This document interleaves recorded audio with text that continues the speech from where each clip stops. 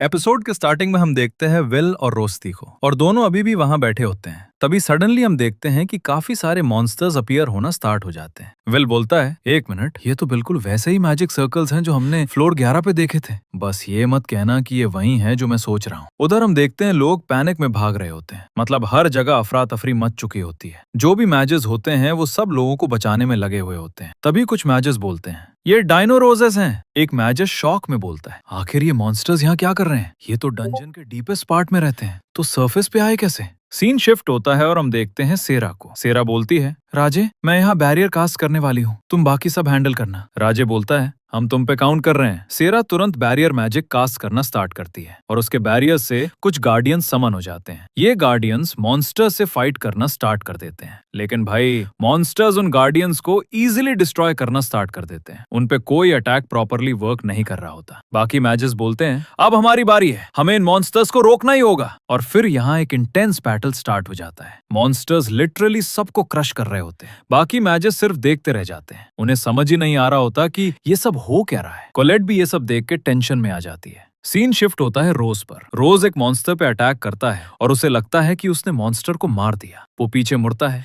लेकिन तभी वो मॉन्स्टर अभी भी जिंदा होता है और रिएक्शन का टाइम मिलने से पहले ही वो रोज को कमर से 2 टुकड़ों में काट देता है। ये सीन देख के सेरा का दिमाग लिटरली हिल जाता है। वो कंप्लीटली ट्रॉमेटाइज हो जाती है। इधर बाकी मॉन्स्टर्स भी ब्रूटल तरीके से सब मैजेस को मार रहे होते हैं। सेरा शॉक में बोलती है, इन पे मैजिक काम क्यों नहीं कर रहा? ये सब कुछ नलिफाई कर रहे हैं। आखिर हो क्या रहा है? उसके गार्डियंस भी एक एक करके डिस्ट्रॉय हो रहे होते हैं। तभी एक मॉन्स्टर डायरेक्टली सेरा के सामने आता है और अटैक करता है और तब सेरा की नजर पड़ती है उसके हाथ में पकड़ी हुई तलवार पर। वो शॉक में बोलती है, ये इम्पॉसिबल है, ये तलवार इनके पास कैसे आ सकती है? वो कोई नॉर्मल सोर्ड नहीं होती, वो होती है मैज स्लेयर। मैं तुम्हें बता दूं, मैज स्लेयर एक स्पेशल स्वॉर्ड होती है जो स्पेसिफिकली मैजेस को मारने के लिए बनाई गई है। सिर्फ नॉर्मल मैजेस ही नहीं, ये स्वॉर्ड टावर के टॉप 5 स्ट्रॉन्गेस्ट मैजेस तक को मार सकती है। अब समझ लो सिचुएशन कितनी डेंजरस हो चुकी है। सीन शिफ्ट होता है और हमें दिखाया जाता है मैजिकल एकेडमी का एरिया। यहाँ पे जो हेड मास्टर होती हैं वो खड़ी होती हैं और बाकी मैजेस उनसे बोल रहे होते हैं, हेडमास्टर, हमें कुछ करना होगा। इन मॉन्स्टर्स पे मैजिक काम नहीं कर रहा और हमारे मैजेस एक एक करके वाइप आउट हो रहे हैं। सिविलियंस का तो और भी बुरा हाल है। हेडमास्टर डीप सोच में होती है।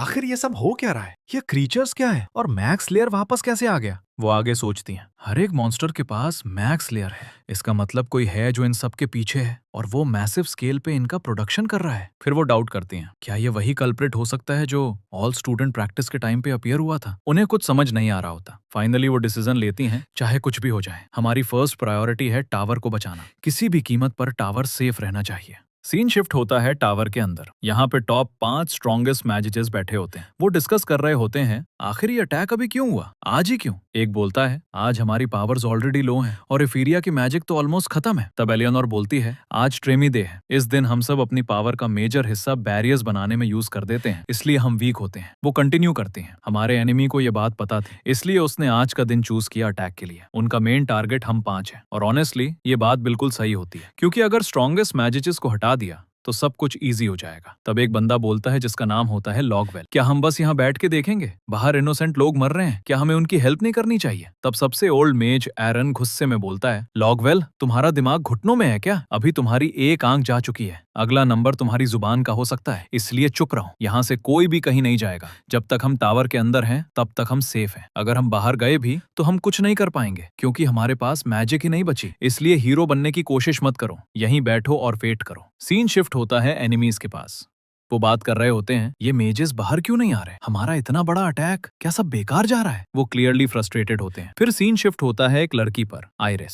वो कंप्लीटली शॉक और फियर में होती है। उससे समझ नहीं आ रहा होता कि क्या करे। हर जगह लोग मर रहे हैं, बच्चे चिल्ला रहे हैं, मॉन्स्टर्स डिस्ट्रक्शन कर रहे हैं। तभी एक छोटी सी लड़की की आवाज आती है। वो अपनी माँ के पास बैठी होती है और जोर जोर से रो रही होती है। तभी एक मॉन्स्टर उनके पास आता है और उसकी माँ को मारने वाला होता है। आइरिस देख रही होती है, लेकिन वो रिएक्ट कर पाए उससे पहले सडनली एक बंदा एंट्री लेता है और मॉन्स्टर का हाथ काट देता है। और वो कोई और नहीं, विल होता है। विल बोलता है, ये कौन है और यहाँ आए कैसे? क्या सच में इन पे मैजिक काम नहीं करता? वो अपने पास्ट को याद करता है। क्या स्वॉर्ड यूज करना इतना गलत था? क्या मैंने गलत डिसीजन लिया जिसका पनिशमेंट मुझे आज तक मिल रहा है? लेकिन मैंने कभी नहीं चाहा था कि ये सब हो। विल फिर भी रुकता नहीं, वो आगे बढ़ता रहता है और मॉन्स्टर्स को मारते रहता है। तब रोस्ती बोलता है, विल तुम आगे बढ़ो, जो मॉन्स्टर्स स्वॉर्ड यूज कर रहे हैं उन्हें तुम हैंडल करो, हम बाकी मॉन्स्टर्स को देख लेंगे। विल बोलता है, ठीक है, अपना ध्यान रखना। सीन शिफ्ट होता है फिर से आयरिस पर। उससे एक मैसेज मिलता है एरन की तरफ से, हमारे पास टाइम बहुत कम है, मुझे लगता है अब सिर्फ एक ही लोग हमारी हेल्प कर सकते हैं, जाके ड्वार्फ्स को बोलो कि वो बैटल में ज्वाइन करें। मैं बता दूं, सीन शिफ्ट होता है और हम देखते हैं कि ड्वार्फ्स फाइनली बैटल फील्ड में एंट्री ले चुके होते हैं। उनके आते ही सिचुएशन थोड़ी होपफुल लगती है, क्योंकि ये लोग मैजिक पे डिपेंड नहीं करते बल्कि प्योर वेपन्स और फिजिकल कॉम्बैट पे फाइट करते हैं। उधर एनिमी साइड पे खड़े लोग बोलते हैं तो फाइनली ड्वार्फ्स भी आ ही गए, लेकिन अब क्या फायदा, अब तो कुछ भी चेंज नहीं होने वाला। उन्हें लग रहा होता है कि गेम ऑलरेडी उनके कंट्रोल में है। सीन शिफ्ट होता है और हम देखते हैं लिहाना को। वो अकेली ही काफी सारे मॉन्स्टर्स को रोक रही होती है अपनी मैजिक से। हाँ, मैजिक उन पे काम नहीं कर रहा, लेकिन वो उन्हें स्लो डाउन कर पा रही होती है थोड़ी देर के लिए। तभी कोलेट एंट्री लेती है और बोलती है, लिहाना जल्दबाजी मत करो, हम कामली प्लान करना होगा। लिहाना सीरियस टोन में बोलती है, मेरी बात ध्यान से सुनो, क्या तुम वो करोगी जो मैं बोलूंगी? कोलेट थोड़ा हेजिटेट करती है, क्या तुम श्योर हो, तुम मुझसे ये करवाना चाहती हो? लिहाना बोलती है, हाँ, तुम्हें ये करना ही होगा। सीन शिफ्ट होता है और हम देखते हैं बाकी मेजेस को। वो एक प्लान बनाते हैं। देखो, मैजिक डायरेक्टली इन पे काम नहीं कर रहा, लेकिन अगर हम एक साथ मैजिक कास्ट करें तो उनकी स्पीड थोड़ी स्लो हो सकती, बस उसे एक मोमेंट का उसे कलेक्ट करेगी और वो प्लान एग्जीक्यूट होता है। सब मैजेस एक साथ मैजिक कास्ट करते हैं, मॉन्स्टर्स की स्पीड थोड़ी स्लो होती है और तब कोलेट अपना मूव लेती है। वो अपनी मैजिक से एक मैसिव स्टैचू को उठा के मॉन्स्टर्स के ऊपर गिरा देती है और भाई काफी मॉन्स्टर्स उसके नीचे क्रश हो जाते हैं। बैटल और इंटेंस होती जा रही होती है। सीन शिफ्ट होता है एनिमीज के पास। वो बोलते हैं, मुझे लगता है अब टाइम आ गया है, हमें अपने मेन पीस को बैटल फील्ड में उतरना होगा। दूसरी लड़की पूछती है, क्या तुम्हें लगता है कि अभी सही वक्त है? वो बंदा बोलता है, हाँ, अब वक्त आ चुका है। सीन शिफ्ट होता है विल पर। वो अभी भी मॉन्स्टर से फाइट कर रहा होता है। तभी सडनली उसके पास एक पोर्टल ओपन होता है और उस पोर्टल से बहुत बड़ा क्रीचर बाहर आता है। विल शॉक में बोलता है, ये क्या है? क्या ये सच में एक डायनोरोसस है? और बिना डिले के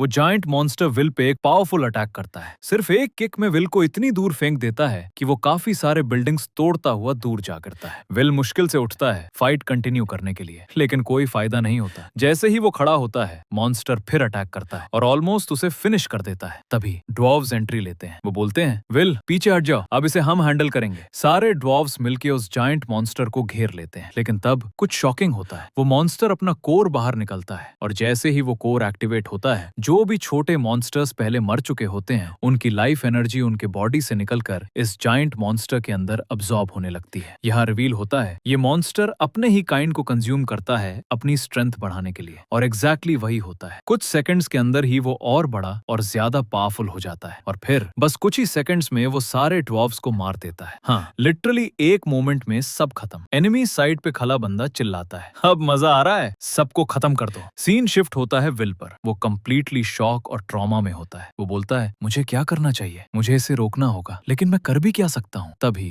रोस्ती एंट्री लेता है। वो बोलता है, विल ये लो, जिस चीज की तुम्हें जरूरत थी। वो अपनी वॉन्ड की मैजिक विल को देने वाला होता है, लेकिन जैसे ही रोस्ती अपना हाथ उठा के विल को अपनी मैजिक देने वाला होता है, सडनली वो जायंट मॉन्स्टर उसके पास आ जाता है और एक सेकंड के अंदर वो रोस्ती का हाथ काट देता है। हाँ, बिल्कुल सही सुना तुमने, उसका हाथ उसके बॉडी से अलग हो जाता है। ये देखते ही विल का दिमाग बिल्कुल ब्लैंक हो जाता है। वो जोर से चिल्लाता है, रोस्ती ये तुम्हारे साथ क्या हो गया? वो तुरंत उसके पास भाग के जाता है और उस मॉन्स्टर पे पगलों की तरह अटैक करना स्टार्ट कर देता है, लेकिन मॉन्स्टर भी उतनी ही स्पीड से काउंटर करता है। हर अटैक का जवाब मिल रहा होता है और फिर एक पॉइंट पे विल रियलाइज करता है, मैं कुछ भी कर लूं, मैं इसे नहीं हरा सकता। शायद ये सच है कि मैं इतना स्ट्रांग नहीं हूँ। उधर रोस्ती जो अपना एक हाथ खो चुका होता है, वो मुश्किल से खड़ा होता है। वो अपनी किटी को बोलता है, किटी तुम कोलेट के पास चले जाओ, मैं प्रॉमिस करता हूँ मैं तुम्हारे मास्टर को कुछ नहीं होने दूंगा। सीन शिफ्ट होता है मॉन्स्टर और विल के बीच। मॉन्स्टर अपनी स्वॉर्ड उठाता है और सीधा विल के बॉडी के आर पार करने वाला होता है। विल रिएक्ट भी नहीं कर पाता और तभी रोस्ती बीच में आ जाता है। वो अटैक जो विल को लगने वाला था सीधा रोस्ती के बॉडी के थ्रू चला जाता है। मतलब रोस्ती ने अपनी जान दे दी विल को बचाने के लिए। इस मोमेंट पे सब कुछ रुक जाता है, टाइम जैसे स्लो हो जाता है। विल बस खड़ा रह जाता है। उसकी आंखों के सामने उसका दोस्त उसके लिए अपनी जान दे देता है। रोस्ती धीरे से गिरता है और इस बार वो वापस नहीं उठता। विल टूट जाता है, वो चिल्लाता है, रो पड़ता है, लेकिन कुछ कर नहीं पाता। ना वो रोस्ती को बचा पाया, ना वो मॉन्स्टर को रोक पाया। उसके अंदर सिर्फ गिल्ट, पेन और हेल्पलेसनेस रह जाता है। और इसी इमोशनल और ट्रैजिक मोमेंट के साथ एपिसोड यहीं पे एंड हो जाता है।